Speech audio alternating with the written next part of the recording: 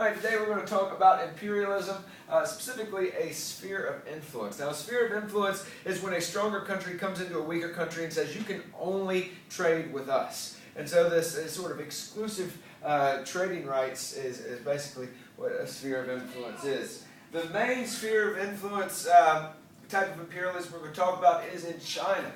Now, China was originally, with the Qing dynasty, the Manchu government, they were isolated. They were shut off from trade except for one city in Canton because they wanted to protect their Neo-Confucian traditions. But through that one city, the British started to open up trade. And the way that they did this was they started to trade opium, who they were getting from their colony in India.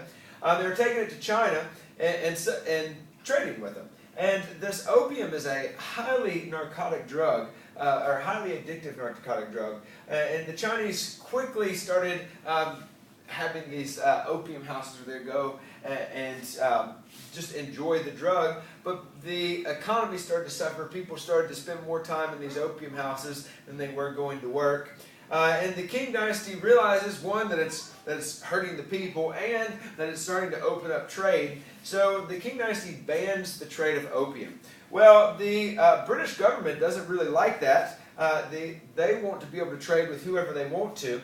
And so they're going to resist this banning of trade. Well, initially, China gets kind of worried about Britain, so they do something called the self-strengthening movement. They try to industrialize so they can get stronger and actually stand up to the British. And here you kind of see these Chinese people with their cannons, building these cannons.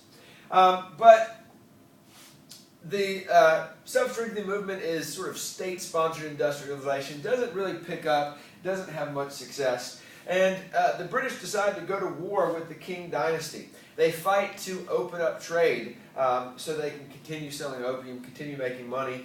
Britain wins. And after Britain wins, China is forced to sign the Treaty of Nanjing, which is also called the Unequal Treaty. And in this treaty, the Qing dynasty was allowed to stay in power. So the Manchus were allowed to stay ruling over China. But Hong Kong became a British colony. Okay, so the British now controlled that territory. It also allowed Christian missionaries in, and it opened up trade with other Europeans. So now other Europeans could come in and trade with China here. Here in this picture you can kind of see all the European countries and Japan sort of cutting up China, sort of carving out their slice of China, and the Manchu behind them is sort of outraged.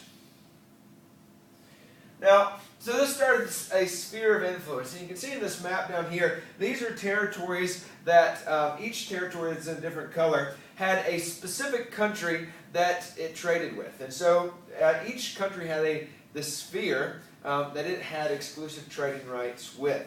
But eventually, the Europeans started fighting over these spheres of influences. They wanted to trade anywhere in China. And the United States actually comes in. They want to get more trading rights in China as well. And so they come up with something called the open door policy, which basically states that anybody can trade with China at any time.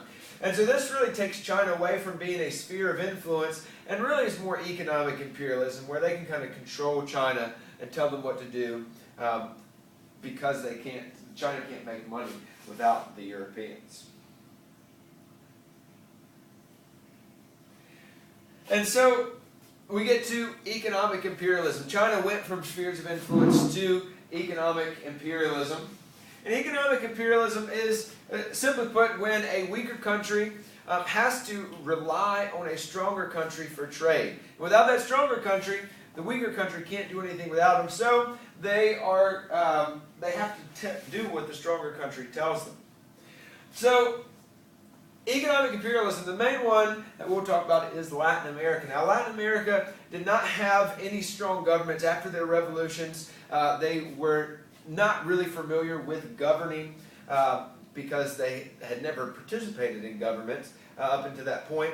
They were not allowed to industrialize. Their economy was based on agricultural products or raw materials. And they also didn't really have any merchant activity going on because they relied on Europeans so heavily. And so Latin American countries are going to remain dependent on Europeans even though they had achieved independence. So that is imperialism.